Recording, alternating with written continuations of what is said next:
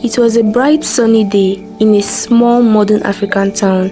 Kemi sat at the window of her mother's house, watching the children in the street play. Her eyes followed the bouncing ball as laughter filled the air.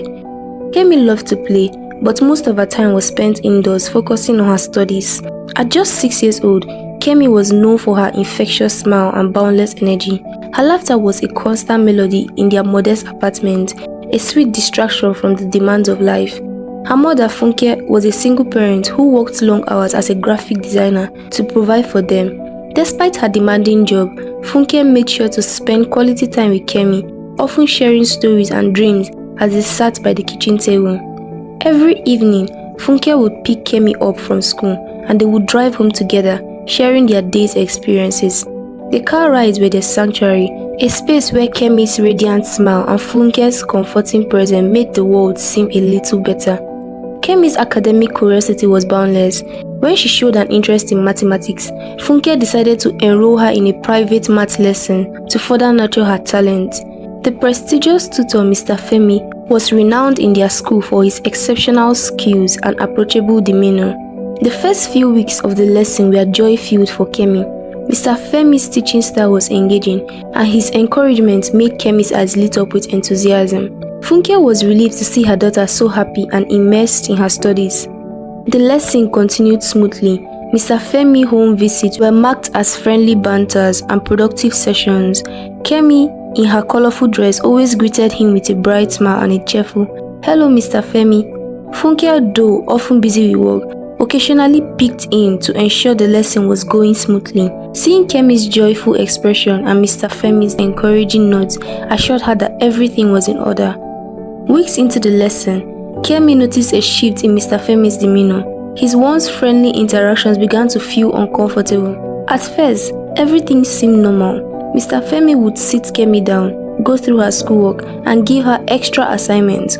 He seemed like the perfect teacher, but soon, Kemi began to feel uncomfortable around him. He would occasionally brush his hand around her arm or lean in too closely. His gaze grew more lingering and he started asking strange questions. Kemi's innocent mind struggled to understand these new feelings of discomfort.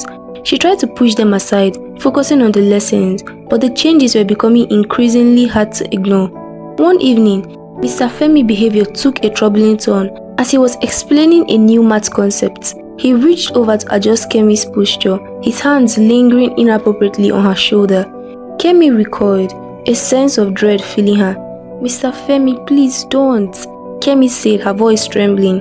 Mr. Femi's expression hardened. "It's just a small adjustment, Kemi, no need to be so sensitive." Kemi's discomfort intensified, but she felt powerless to resist. The once comforting lesson had become a source of anxiety. During one of their evening drives home, Kemi mustered the courage to share her feeling with her mother. Her voice, though small and hesitant, was filled with worry.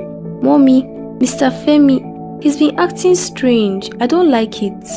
Funke, absorbed in navigating the heavy traffic, barely glanced at Kemi. "We'll talk about it later, sweetheart. I'm really busy now." Kemi's heart sank as she saw her mother's preoccupied expression. Her attempts to communicate were brushed aside, leaving her feeling isolated and unheard. One afternoon, as Kemi was struggling with a math problem, Mr. Femi moved his chair closer to hers, uncomfortably close. His hand brushed against her back. Kemi felt frozen in place, her little heart filled with fear. She wanted to tell her mother, but she wasn't sure if she would believe her. Funke was always busy, always rushing, and never having time for petty discussion with her daughter lately. "Don't tell anyone," Mr. Femi whispered one day after one of his assaults. Kemi bent her head in agony. She didn't understand why he was doing this to her, but she knew it was wrong. Kemi tried to tell her mother several times. She would sit at the kitchen table, her small voice barely audible as she tried to get her mother's attention. "Mommy, something is wrong with Mr. Femi," Kemi would begin, her tiny hands clutching her schoolbooks. But Funke, exhausted from her long day, would wave her off. "Kemi, darling, I've told you, Mr. Femi is here to help you. He's a very good teacher. You need to focus on your studies," she would say, distracted by the paperwork spread across the table. Kemi's heart would sink each time her mother brushed her off. She loved her mother, but it seemed like there was no room in her busy world to listen, so she kept quiet, bottling up her fear and confusion. Mr. Femi became more aggressive as time went on. He noticed Kemi's reluctance and became suspicious. One day, After she resisted his advances, he grabbed her arms and forced her to sit down. "If you ever tell anyone about this, I will kill you," he hissed into her ear, his grip tightening. Kemi's eyes filled with tears, but she nodded in silence. She didn't know what to do. She was just a little girl, too afraid to speak out. The weight of the threats hung over her head like a dark cloud. As days passed, each assault felt heavier than the last. Kemi's once bright smile faded, replaced by a look of constant fear and anxiety. Kemi's fear for Mr. Femi grew with each lesson. She felt trapped, unable to express her distress to her mother and increasingly intimidated by Mr. Femi's advances. She began dreading the arrival of each tutoring section. Despite her best efforts to remain cheerful, she felt alone in her struggle, her pleas for help continually dismissed. One morning at school, Kemi noticed something strange. Her classmate Yinka had brought something unusual to school. It was a small silver handgun tucked away in his school bag. Yinka was a mischievous type and always looking for trouble. "Look what I found in my dad's room," he whispered to Kemi during break time, pulling the gun out, showing it to her behind the playground. Feeling like it was an achievement, he laughed to himself. Kemi stared at the gun, her eyes wide with fear and curiosity. She knew guns were dangerous, but she also knew what Mr. Femi had done was wrong. A strange, chilling thought crept into her mind as she stared at the cold metal in Yinka's hand. "What are you going to do with it?" Kemi asked quietly, her heart pounding. "I don't know yet." Yinka shrugged, putting it back into his bag. "Just don't tell anyone." Kemi nodded, her mind occupied with 1,000 thoughts. The situation with Mr. Femi continued to escalate. Kemi's once joyous days were now agonizing. It felt like she was falling into the bottomless pit of depression. The thought of going home after school terrified her. Each lesson with him felt like walking into a nightmare, and his threat echoed in her head constantly. One evening, as Kemi sat on her bed, tears streaming down her face, she thought about the gun Yinka had shown her. She knew it was wrong, but desperation was building inside her. She couldn't endure another day of torment. She had no one to turn to. Her mother, whom she could turn to, was always too busy for her, and because of Mr. Femi's threat, she was too scared to tell anyone at school. The following day, Kemi made a decision that would change her life forever. At school during lunchtime, she snuck over to Yinka's bag and quietly took the gun. It felt heavy in her small hand, but it also felt like her only way out. That afternoon, when she got home, Mr. Femi was already there waiting for her. Kemi's hand shook as she placed her school bag down, not far from where she stood. Her heart was beating rapidly and sweat dripped down her forehead. "Come here, Kemi," Mr. Femi ordered, his voice cold and demanding. But today, something inside Kemi snapped. She wasn't going to let him hurt her anymore. Kemi stood frozen for a moment, but then her hand reached into her school bag. She pulled out the gun, pointing it directly at Mr. Femi. Her small hands trembled, but her eyes were fierce. Mr. Femi laughed at first, thinking it was a joke. "What do you think you're doing, Kemi? Put that down." But Kemi didn't lower the gun. The fear and helplessness that had consumed her for so long were now replaced with a burning determination. "You can't hurt me anymore," she whispered. Before Mr. Femi could react, Kemi pulled the trigger. The first shot rang out, echoing through the house. She fired again, and then a third time, each shot more forceful than the last. The sound of gunfire echoed through the quiet neighborhood, startling the birds perched on nearby trees. The house fell silent. Mr. Femi lay lifeless on the floor, the dark red blood pooling around him. Kemi stood there, the gun still in her hand, her mind unable to comprehend what had just happened. Within minutes, the police arrived, alerted by the frightened call of those who lived nearby. The front door burst open and officers rushed inside, their faces filled with shock as they took in the scene. Kemi was sitting on the floor, hugging her knees to her chest, tears streaming down her face. She was just a little girl, too young to fully understand the consequences of what she had done. "What's going on?" one of them shouted, rushing towards Kemi. But Kemi didn't answer. She dropped the gun, her body shaking as the weight of her action began to sink in. Her tear-filled eyes stared at the lifeless body before her, and she whispered, "He was going to kill me." When Funke received the call from the police, she was in the middle of a business meeting. Her phone buzzed with urgency, but she ignored it, focusing on the presentation in her hand. It wasn't until the third call came through that she excused herself and picked up the phone. "Mrs. Funke, this is Officer James. We need you to come to your residence immediately. There has been an incident involving your daughter." Funke's heart leaped. "What's wrong? Is Kemi okay?" Your question will be answered when you get here. Funke's mind went blank for a second, her legs feeling like they might give way. Without thinking, she grabbed her bag and ran out of the office, leaving her colleagues behind in confusion. As her car sped down the road, her mind couldn't fathom what exactly went wrong. Kemi was only 6 years old. What kind of incident could involve her? When Funke pulled up in front of her house, her jaw dropped, not with excitement or a wonderful surprise, but with the shocking reality that something bad had definitely happened. Police cars lined the streets and neighbors stood huddled in groups, whispering amongst themselves. She ran inside, the terror piercing her heart when she saw the scene before her. Kemi was sitting quietly in the corner, her face pale and tear-streaked, and there on the floor lay the body of Mr. Femi, her daughter's mathematics lesson teacher, covered in blood.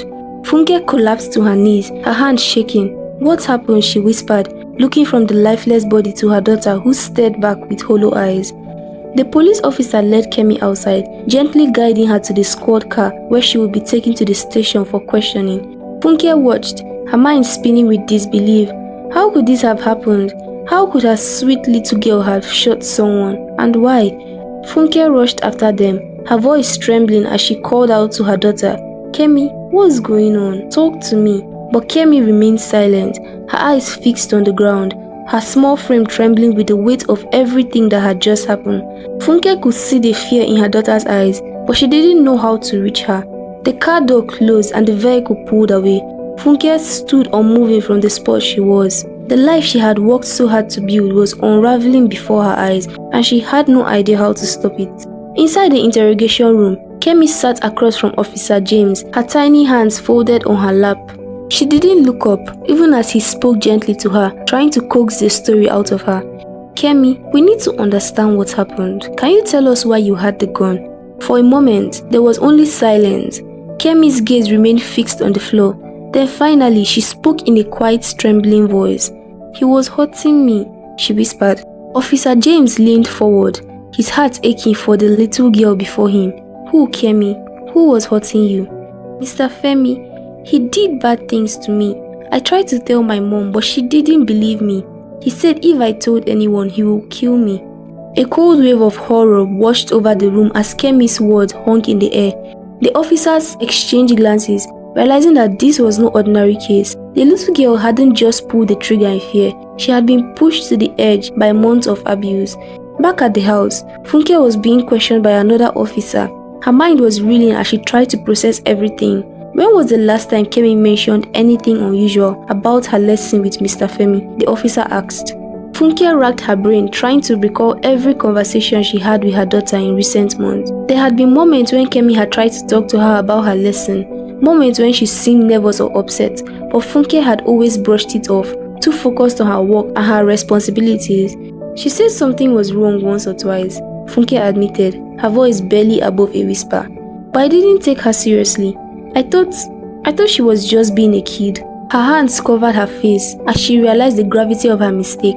She had been too caught up in her own world to see the signs, to hear her daughter cries for help, and now it was too late. The tragic story of Kemi quickly became the talk of the town. Within hours of the incident, local news outlets had picked up the story, reporting on the shocking event of a young girl who had shot and killed her mathematics tutor in self-defense. The headlines were sensational. Topics like tragedy in the country, young girl shoots tutor after alleged assaults, math lesson gone horribly wrong, teacher shot dead by student, an innocent child or criminal, shocking turn of events as girl takes justice into her own hands, were among the trending news on the internet. Every media platform was buzzing with the news. Social media exploded with hashtags like Justice for Kemi and Protect Our Children as people all over the country weighed in on the situation. The conversation expanded beyond just the incident. It became a rallying cry for parents and guardians to pay closer attention to the well-being of their children. As the story gained traction, Kemi's face, now known across the country, appeared on news channels, newspapers, and online blogs. Her innocent expression became a stark contrast to the horrifying events she had endured. People from different walks of life expressed their shocks and sadness that a young girl had felt so concerned and abandoned that she believed violence was her only option for escape. Parenting experts were called into media panels, discussing the signs of the distress that parents should look out for in their children. The media highlighted the importance of open communication and trust between parents and children, especially in today's fast-paced world, where distractions like work and technology often made parents less attentive to their children's needs. For Kemi, this attention was overwhelming. Although she was grateful that her story was making a difference, she also felt the weight of public eyes on her every move. She was still a child trying to cope with the trauma of what had happened, and now she had become a symbol of something much larger than herself. As the days passed, the full weight of what had happened began to settle on Funke's shoulder. Everyone was talking about the little girl who had shot her lesson teacher in what appeared to be an act of desperation. Funke's colleagues, friends, and neighbors offered their sympathy, but she could see the judgment in their eyes. They all wondered the same thing. How had she let this happen? How had she missed the signs that her daughter was in danger? But no one judged Funke more harshly than she judged herself. She replayed every moment in her mind, every time Kemi had tried to speak to her and she had brushed her off, too focused on her job and her responsibilities. During all this, Kemi's life changed drastically. Following the court's decision to place her in a rehabilitation program, she was enrolled in therapy to help her heal emotionally and psychologically. The program was designed for children who had undergone severe trauma, and Kemi's case, although unique, was one of the many that illustrated how children could be pushed to their breaking point. Initially, Kemi was withdrawn and barely spoke. The weight of her actions, the act of taking someone's life, was something her young mind struggled to process. Her once bright and lively nature had dimmed, replaced by fear, confusion, and guilt. Kemi wasn't the same smiling girl she used to be. The therapy session felt long and uncomfortable at first, but her therapist, Dr. Ajayi, was patient and kind. Dr. Ajayi started with small steps, helping Kemi express her emotions through drawing and playing with toys. Slowly, Kemi began to open up about the nightmare she had lived through. Each session gave her a safe space to talk about the fear she felt every time her maths teacher would approach her with ill intentions. Funke, Kemi's mother, was also attending therapy to address her own guilt and failure as a parent. She blamed herself for being so focused on her work, and she had missed the signs that her daughter was in danger. The mother and daughter bond had been broken by the incident, but both were working towards building it. As the weeks turned into months, Kemi made significant progress. The rehabilitation program not only helped her cope with the trauma, but also focused on rebuilding her confidence. Dr. Ajayi introduced group therapy sessions where Kemi met other children who had faced different types of abuses. In her individual session, Kemi was encouraged to express her emotions in healthier ways. As time passed, Kemi's emotional scars began to heal. The nightmares became less frequent and her smile started returning. The rehabilitation program, along with the support of her mother and therapists, had helped her overcome the darkest part of her young life. After months of Funke and Kemi working together to rebuild their life, they moved into a new neighborhood to start afresh, leaving behind the painful memories of the past. There, Kemi quickly made new friends, both in the neighborhood and in her school. The bond between mother and daughter was stronger than ever, and both had learned the importance of communication, trust, and vigilance. In the end, this story emphasizes the critical importance of listening to children. Often, their voices are drowned out by adults' priorities, misunderstanding, or disbelief. Kemi's tragedy is a reminder that when children confide in us about fears or struggles, it's a plea for protection and trust. Ignoring these signs can lead to irreversible consequences. Parents, guardians, and society must create safe space for children to express themselves without fear of judgment or dismissal. Abuse thrives in silence, but it can be stopped with attentive listening and timely intervention. If you are a parent, teacher, or caregiver, take a moment today to ask the children in your care how they are doing. Listen not just to their words, but to their silence, their behavior, and the emotions they may not know how to express. For any parent or grown-up watching this, let's pledge to be the ears and advocates that children need. If you suspect a child is in danger or struggling, don't wait, act. Contact local authorities, child protection agencies, or trusted community leaders to intervene. Together we can create a world where every child feels heard, protected, and loved. Let's make the change today.